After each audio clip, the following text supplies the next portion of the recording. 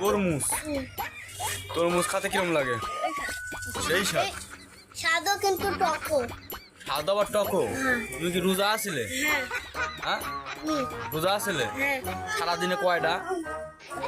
একটা। সারাদিনে একটা। হ্যাঁ। এই সেহরি ভাত কখন খাইছিলে? খাইনি। হ্যাঁ খাইনি। না খাই রোজা হয়েছে। হ্যাঁ। এই হয় পর ভাতে ভাত খেলে কেন রোজা হয়?